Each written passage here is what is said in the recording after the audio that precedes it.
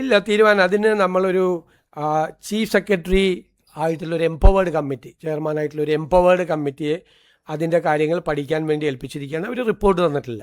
അതിപ്പോൾ ഉടനെ കൊടുക്കേണ്ട ആവശ്യമില്ല. അതിന് ഏറ്റവും പ്രധാനപ്പെട്ട ആവശ്യം അതിൻ്റെ സ്ട്രാറ്റജിക് കാര്യങ്ങൾ, സെക്യൂരിറ്റി ആയിട്ടുള്ള ബന്ധപ്പെട്ട കാര്യങ്ങൾ കേന്ദ്ര സർക്കാരാണ് അനുമതി കൊടുക്കേണ്ടത്. അവരത് കൊടുത്തു കഴിഞ്ഞിട്ട് നമുക്ക് നമ്മുടെ സ്റ്റേറ്റിൻ്റെ ഇൻട്രസ്റ്റ് എല്ലാം ആലോചിച്ചിട്ട് നമുക്ക് തീരുമാനമെടുക്കാം.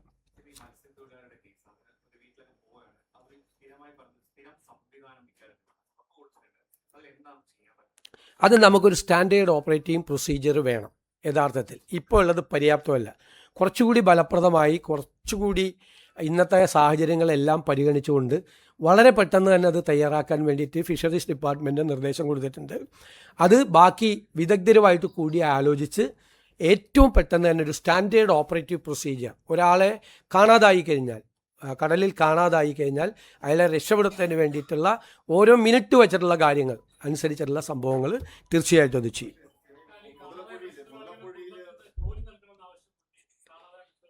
അതെല്ലാം പരിഗണിക്കും അതെല്ലാം നമ്മൾ തീർച്ചയായിട്ടും പല രീതിയിലുള്ള സഹായം അവർക്ക് നൽകേണ്ടതുണ്ട്. അതെല്ലാം നമ്മൾ തീർച്ചയായിട്ടും അത് പരിശോധിക്കും. മുതലപ്പുഴയിലെ അപകടാവസ്ഥ പരിഹരിക്കാൻ ആദ്യത്തെ ഒരു യോഗം ചേർന്നിട്ടുണ്ട്. അടുത്ത യോഗം അടുത്തയാഴ്ച തീയതിയാണ്. താൽക്കാലികമായി ചെയ്യേണ്ട കാര്യങ്ങളെല്ലാം ആ യോഗത്തിൽ തീരുമാനമെടുക്കും. ലോങ് ടൈമിൽ ചെയ്യേണ്ട കാര്യങ്ങളും ആ തീരുമാനമെടുക്കും. ചില എക്സ്പേർട്ട് കമ്മിറ്റികളുടെ റിപ്പോർട്ടുകളുണ്ട്. ആ റിപ്പോർട്ടുകൾ കൂടി പരിശോധിച്ചുകൊണ്ടിരിക്കുകയാണ്. IIT ഉൾപ്പെടെയുള്ള ചില എക്സ്പേർട്ട് കമ്മിറ്റികൾ.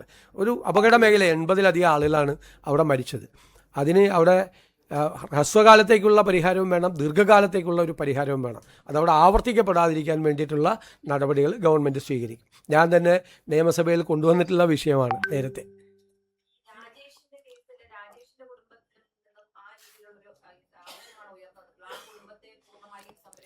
തീർച്ചയായിട്ടും പൂർണ്ണമായി ആ കുടുംബത്തെ സംരക്ഷിക്കും.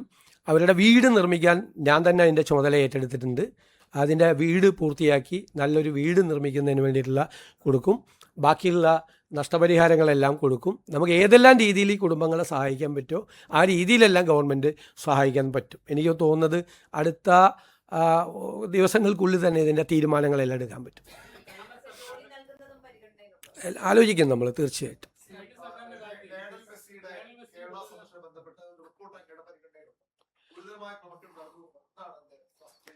അല്ല, ഇത് സംബന്ധിച്ച് വലിയ വിവാദങ്ങളാണുള്ളത്. കായിക വകുപ്പിൻ്റെ ഒരു റിപ്പോർട്ട് എൻ്റെ കയ്യിൽ കിട്ടിയിട്ടുണ്ട്. അത് ഗൗരവതരമായി നമ്മൾ പരിശോധിച്ചുകൊണ്ടിരിക്കുകയാണ്. അതിൽ ഗുരുതരമായ ആരോപണങ്ങളാണ് ഉള്ളത്. ഇതുമായി ബന്ധപ്പെട്ട് ആ അന്വേഷണ റിപ്പോർട്ട് സർക്കാരിൻ്റെ മുന്നിലെത്തിയിട്ടുണ്ട്, സർക്കാരിൻ്റെ പരിഗണനയിലാണ്. അത് പരിശോധിച്ച് വേണ്ട നടപടികൾ അക്കാര്യത്തിൽ സ്വീകരിക്കും.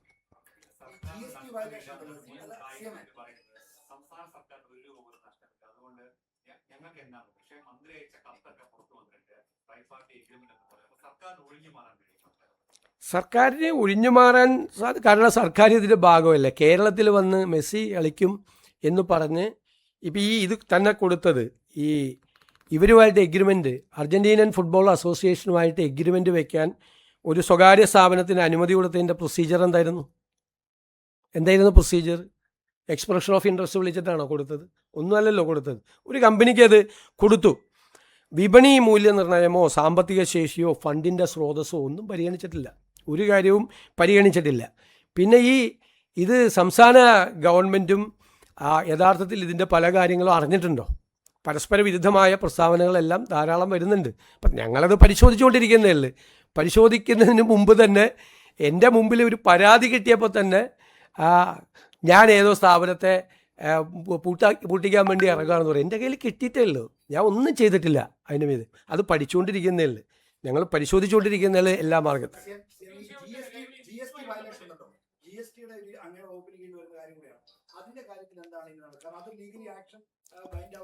അത് പ്രഥമ റിപ്പോർട്ടുകൾ ഞങ്ങൾ ശേഖരിച്ചിട്ടുണ്ട്. അതനുസരിച്ച് ഗുരുതരമായ ക്രമക്കേട് അക്കാര്യത്തിലുണ്ട്. ഒന്നൊരു GST വെട്ടിപ്പ് നടന്നിട്ടുണ്ട്. 2 ആ വെട്ടിപ്പ് നടത്തിയത് കഴിഞ്ഞ ഗവൺമെൻറ്റിൻ്റെ കാലത്ത് തന്നെ കണ്ടുപിടിച്ച് നോട്ടീസ് കൊടുത്തിട്ടുണ്ട്. പക്ഷേ പിന്നീട് അതിൻ്റെ അകത്ത് അത് മരവിപ്പിക്കപ്പെട്ട പോലെ അന്വേഷണം മരവിക്കപ്പെട്ടതുപോലെയുള്ള ഒരു സ്ഥിതി പിന്നീടുള്ള 7 മാസം ഉണ്ടായിട്ടുണ്ട്. അതടക്കമുള്ള കാര്യങ്ങൾ പരിശോധിച്ചുകൊണ്ട് സർക്കാരിനെ നഷ്ടപ്പെട്ട തുക ഈടാക്കുന്നതിന് വേണ്ടിയിട്ടുള്ള നടപടികൾ സ്വീകരിക്കും. അതിൻ്റെ ഉണ്ടായിരിക്കുന്ന അനാസ്ഥയെക്കുറിച്ചുള്ള അന്വേഷണം നടത്തും. അത് ധനകാര്യ വകുപ്പ് നടത്തും.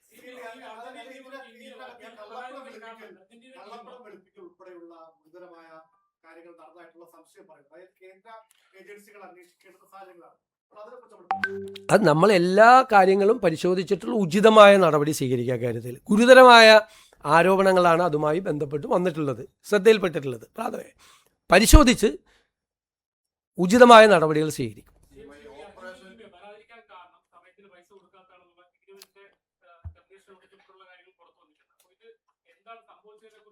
അന്വേഷണ പരിധിയിലെല്ലാം പെടുമല്ലോ. അന്വേഷണം നടത്തുമ്പോൾ എല്ലാം പെടുമല്ലോ, എല്ലാം പെടും.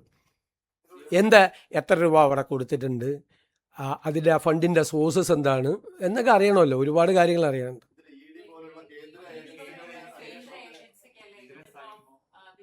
അല്ല, ഞങ്ങൾ പ്രാഥമികമായി സംസ്ഥാന ഗവൺമെൻറ് അന്വേഷിച്ച് അത് കേന്ദ്ര ഏജൻസികൾ അന്വേഷിക്കേണ്ട ആവശ്യമുണ്ട് എന്ന് നമുക്ക് തോന്നുമ്പോഴാണല്ലോ നമ്മൾ അങ്ങോട്ട് റെഫർ ചെയ്യണത്.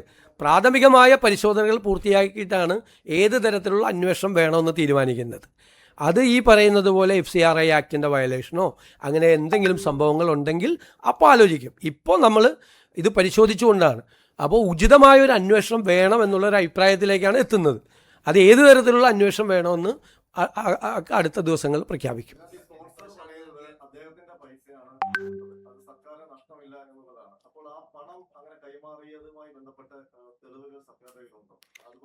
അല്ല, അതെല്ലാം നമ്മൾ പരിശോധിച്ചുകൊണ്ടിരിക്കുകയാണ്. അല്ല, താങ്കൾ ഈ പറയുന്ന കാര്യങ്ങളെല്ലാം സർക്കാരിൻ്റെ അന്വേഷണ പരിധിയിലാണ്. അന്വേഷണത്തിന് നമ്മൾ ഏതെല്ലാം കാര്യങ്ങൾ അന്വേഷിക്കണമെന്ന് അന്വേഷണ ഏജൻസിയെ ഏൽപ്പിക്കുമ്പോൾ കൊടുക്കേണ്ട ടേംസ് ഓഫ് റെഫറൻസ് ആണ് അങ്ങ് ഇവിടെ സൂചിപ്പിച്ച കാര്യങ്ങളെല്ലാം വരും അതിൻ്റെ അകത്ത്. അതെല്ലാം വരുമല്ലോ, സ്വാഭാവികമായിട്ട് വരുമല്ലോ, എല്ലാം വരും. സ്റ്റേറ്റ് ഗവൺമെൻറ്റിൻ്റെ റോൾ എന്തായിരുന്നു, സ്റ്റേറ്റ് ഗവൺമെൻറ്റിന് എന്ത് റോളായിരുന്നു ഇക്കാര്യത്തിൽ ഉണ്ടായിരുന്നത്, സ്റ്റേറ്റ് ഗവൺമെൻറ് സ്റ്റേറ്റിൻ്റെ താല്പര്യങ്ങൾ ഇവിടെ പ്രൊട്ടക്റ്റ് ചെയ്തോ, ഈ പറയുന്ന ഏജൻസി ഈ കാര്യത്തിൽ ഏതെങ്കിലും തരത്തിലൊരു മുതലെടുപ്പ് നടത്തിയോ തുടങ്ങിയുള്ള കാര്യങ്ങളെല്ലാം അന്വേഷണ പരിധിയിൽ വരും, അന്വേഷണ കാര്യങ്ങൾ വരും.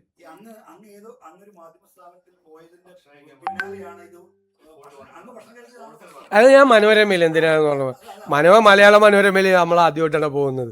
അതിനു മുമ്പ് ഞാൻ മാതൃഭൂമി പോയിട്ടുണ്ടായിരുന്നു. ഇത് മനോരമയിൽ മാത്രമല്ലല്ലോ വാർത്ത വന്ന, എല്ലാ പത്രത്തിലും വന്നു. അതും ഇതുമായിട്ട് ഇത് നേരത്തെ ഉള്ള കാര്യമല്ലേ, നേരത്തെ തന്നെ അന്തരീക്ഷത്തിലുള്ള കാര്യമല്ലേ, എല്ലാവർക്കും അറിയാമല്ലോ.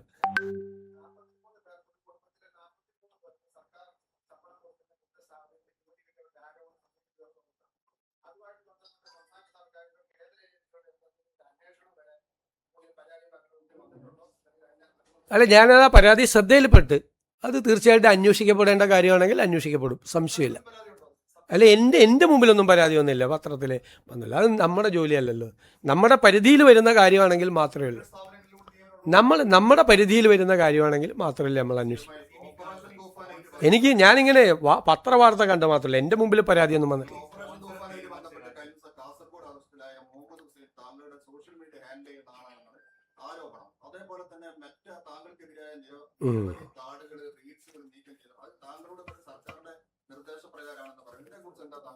തീർച്ചയായിട്ടും പറയാനുണ്ട്, കുറേ കാര്യങ്ങൾ പറയാനുണ്ട്.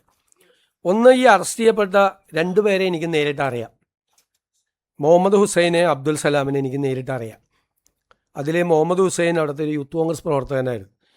ഞാൻ ആദ്യമായിട്ട് അദ്ദേഹത്തിനെ ഫോണിൽ വിളിക്കുന്നത് നവകേരള സദസ്സുമായിട്ട് അദ്ദേഹത്തിന് പെരുമ്പാവൂരിൽ കുറുപ്പമ്പടി MGM സ്കൂളിൻ്റെ മുമ്പിൽ വെച്ച് ക്രൂരമായ ലാത്തിച്ചാർജിൽ പരിക്കേറ്റ് അദ്ദേഹം കിടക്കുന്ന സമയത്താണ്.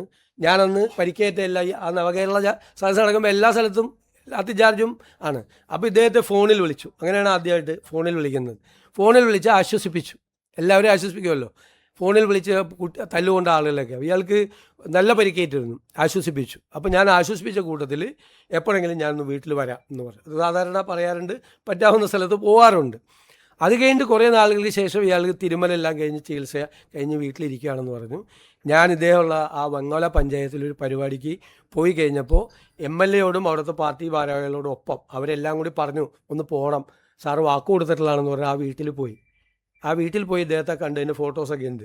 അതിനുശേഷം ഇയാൾ എന്നെ 3 or 4 പ്രാവശ്യം പല സ്ഥലത്ത് വെച്ച് കാണാൻ വന്നിട്ടുണ്ട്. അപ്പോഴെല്ലാം നമ്മളൊരു പോലീസ് മർദ്ദനത്തിൽ പരിക്കേറ്റ ഒരാളെന്നുള്ള നിലയിലുള്ള ഒരു താല്പര്യം കാണിച്ചിട്ടുണ്ട് അയാളോട്. അങ്ങനെയല്ലേ?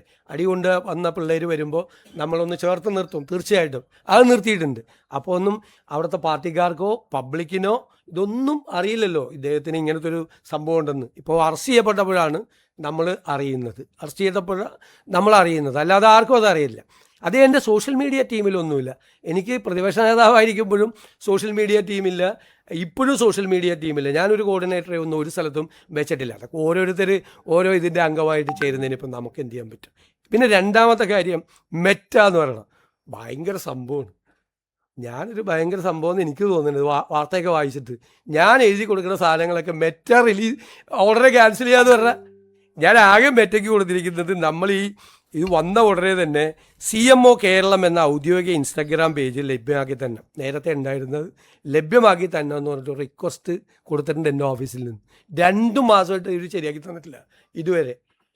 ഞാൻ പറഞ്ഞിട്ടാണ് എൻ്റെ സാധനം മുഴുവൻ, ഞാൻ പറഞ്ഞിട്ട് മുഴുവൻ മെറ്റ റിലീസ് ചെയ്യണത് പറഞ്ഞത്. നിങ്ങളൊക്കെ അതിങ്ങനെ വാർത്ത കൊടുക്കുക എന്നതാണ്, നിങ്ങളൊന്ന് ആലോചിച്ച്. ഞാൻ പറഞ്ഞു കഴിഞ്ഞാൽ മെറ്റ റിലീസ് എൻ്റെ പോയിട്ടുണ്ട് 3 എണ്ണം, ഇത് ഒരുപാടെണ്ണം പോയിട്ടുണ്ട്. അതായത് ഈ ദൃശ്യമാധ്യമങ്ങളുടെ ഓൺലൈൻ ആളുകൾ വെച്ച കാര്യം.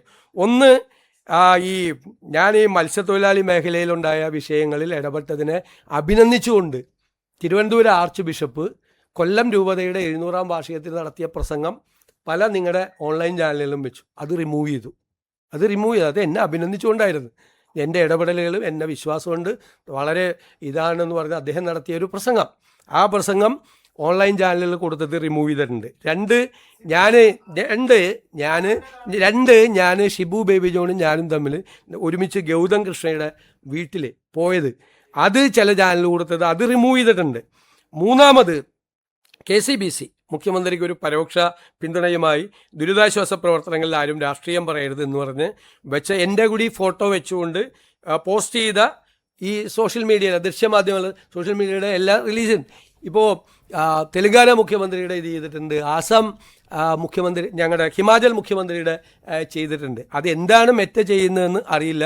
ചാനലുകളുടെ പേരിൽ കൊടുത്തിരിക്കുന്ന കാര്യങ്ങൾ എനിക്കത് തിരിച്ച് വരുന്നതിൽ സന്തോഷമുള്ളൂ. കാരണം അങ്ങനെ ചെയ്യാൻ പാടില്ലല്ലോ, നാളെ എൻ്റെയും പോകില്ലേ. അല്ലാതെ ഞാനോ എൻ്റെ ഓഫീസോ പറഞ്ഞിട്ട് മെറ്റ നിങ്ങളൊക്കെ കൊടുക്കുന്ന ഓൺലൈൻ ചാനലിൽ കൊടുക്കുന്ന സാധനം റിമൂവ് ചെയ്യുമോ? ആ സ്വാധീനം എനിക്ക് മെറ്റയിലുണ്ടോ? ഞാൻ പറഞ്ഞാൽ അങ്ങനെ ചെയ്യുമോ? മെറ്റ ചെയ്യുമോ? ചെയ്താൽ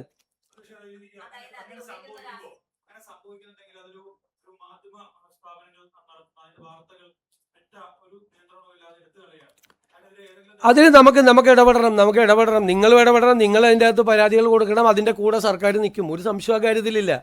സർക്കാർ നിൽക്കും, ആ കൂടെ നിൽക്കും, സർക്കാർ കൂടി നിൽക്കും, ഒരു സംശയവും ആ കാര്യത്തിലില്ല.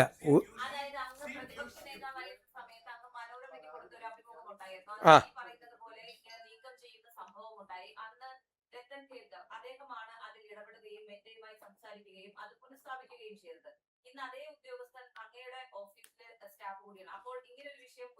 അല്ല, പ്രതിപക്ഷ നേതാവായിരുന്ന ഞാൻ മനോരമ ന്യൂസിലെ കൊടുത്ത ഒരു പോസ്റ്റ് പോലീസിനെ ഉപയോഗിച്ചിട്ടാണ് അന്ന് റിമൂവ് ചെയ്തത്. കേൾക്ക്, പോലീസിനെ ഉപയോഗിച്ചിട്ടാണ് അത് റിമൂവ് ചെയ്തത്. പോലീസിനെ ഉപയോഗിച്ച് ഇപ്പോൾ ഇലക്ഷൻ പരാതി കൊടുത്ത് ഞാൻ പരാതി കൊടുത്തില്ലേ, ചീഫ് ഇലക്ടറൽ ഓഫീസർക്ക് പരാതി കൊടുക്കും. എന്നിട്ട് അവരത് പുനഃസ്ഥാപിച്ച് അത് തെറ്റാണെന്ന് പറഞ്ഞ് തെരഞ്ഞെടുപ്പ് ലംഘനം കൂടിയല്ലേ, തെരഞ്ഞെടുപ്പ് പ്രചരണത്തെ തടസ്സപ്പെടുത്തുന്നത്.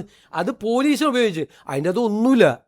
ജോണി ലൂക്കോസുമായിട്ട് ഞാൻ കൊടുത്ത ഇൻ്റർവ്യൂ പോലീസിനെ കൊണ്ട് റിമൂവ് ചെയ്യിപ്പിച്ച് അന്ന് അത് പറഞ്ഞുകൊണ്ട് അവരത് തെറ്റാണെന്ന് മനസ്സിലാക്കിയപ്പോൾ അവർ റീഇൻസ്റ്റേറ്റ് ചെയ്തു, അത്രേ ഉള്ളൂ.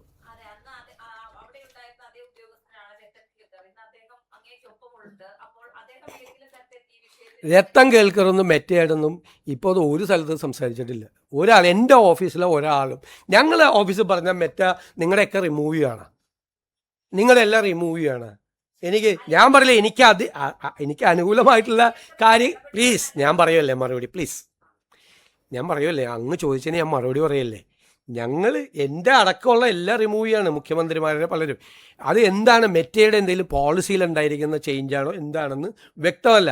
അത് നിങ്ങൾ അത് തിരിച്ചു വയ്ക്കാൻ വേണ്ടിയിട്ട് നിങ്ങളുടെ ചാനലുകളിൽ നിന്ന് ഓൺലൈൻ മീഡിയയിൽ നിന്ന് റിമൂവ് ചെയ്തിട്ടുണ്ടെങ്കിൽ തിരിച്ചു കൊണ്ടുവരാൻ വേണ്ടിയിട്ടുള്ള ശ്രമങ്ങൾ നിങ്ങൾ നടത്തണം. അതിൻ്റെ കൂടെ സർക്കാർ ഉണ്ടാവും. സർക്കാർ വേണമെങ്കിൽ കത്തെഴുതുക, ഞാൻ വേണമെങ്കിൽ കത്തെഴുതാം മെറ്റയ്ക്ക്, കാരണം എന്നെ വിമർശിച്ച് കൊണ്ട് വരുന്ന പോസ്റ്റ് ഒന്നും റിമൂവ് ചെയ്യരുത് എന്ന് പറഞ്ഞുകൊണ്ട് ഞാൻ കത്തെഴുതാം, ഞാൻ റെഡിയാണ്. നിങ്ങൾ ആർക്കെങ്കിലും അങ്ങനെ ആരെങ്കിലും മെറ്റ കൊണ്ടിട്ട് ഒരു 10 പോസ്റ്റ് റിമൂവ് ചെയ്തിട്ട് നമുക്ക് അങ്ങനെ എന്താ കേരളത്തിലെ മാധ്യമങ്ങളുടെയും സോഷ്യൽ മീഡിയയുടെയും വായി മൂടി കിട്ടാൻ പറ്റുമെന്ന് വിശ്വസിക്കുന്നൊരു മൂഢനാണോ ഞാൻ? നിങ്ങളെന്താ? അല്ല, അത് അങ്ങനെയല്ലേ അവർ പറയുള്ളൂ. കാരണം പോലീസിനെ ഉപയോഗിച്ച് ഞാൻ ജോണി ലൂക്കോസിന് കൊടുത്ത ഇൻ്റർവ്യൂ നിങ്ങൾ നോക്കുക, അതിൻ്റെ അകത്ത് വല്ലതും ഉണ്ടാകുന്നു. റിമൂവ് ചെയ്യിപ്പിച്ച ആളുകളാണ് ഈ പറയുന്നത്. റിമൂവ് ചെയ്യിപ്പിച്ച ആളുകളാണ്, പ്രതിപക്ഷ നേതാവിൻ്റെ റിമൂവ് ചെയ്യിപ്പിച്ച ആളുകളാണ് ഈ പറയുന്നത്. എൻ്റെ ഇൻ്റർവ്യൂ അത് അവരെന്തൊക്കെ പറയാം.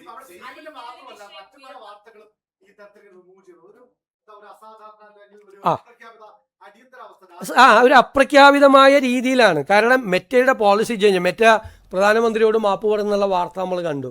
അതിനുശേഷമാണ് ഇത് ത്രൂ ഔട്ട് ഇന്ത്യയിലുണ്ട്, കേരളത്തിൽ മാത്രമല്ല. അതുകൊണ്ടാണ് ഞാൻ തെലങ്കാനയിലെ കാര്യം പറഞ്ഞത്, ഹിമാചൽ മുഖ്യമന്ത്രിയുടെ പറഞ്ഞത്. ഇങ്ങനെ പല സംസ്ഥാനങ്ങളിലും ഇതുമായിട്ട് ബന്ധപ്പെട്ട റിപ്പോർട്ടുകൾ വരുന്നുണ്ട്.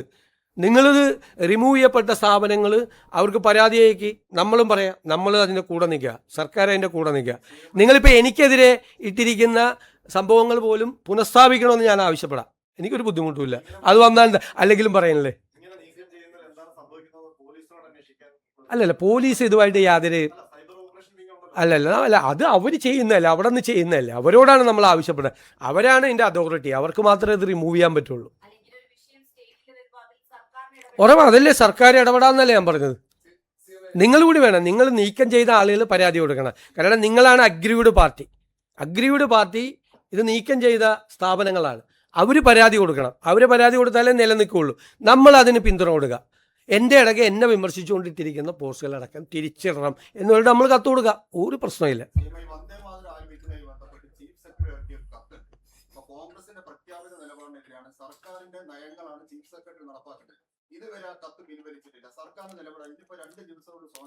അതൊക്കെ സ്വാതന്ത്ര്യ ദിനം ആഘോഷിക്കുമ്പോൾ കണ്ടോ സർക്കാരിൻ്റെ നയം എന്താണെന്ന് നിങ്ങൾ മനസ്സിലാവും.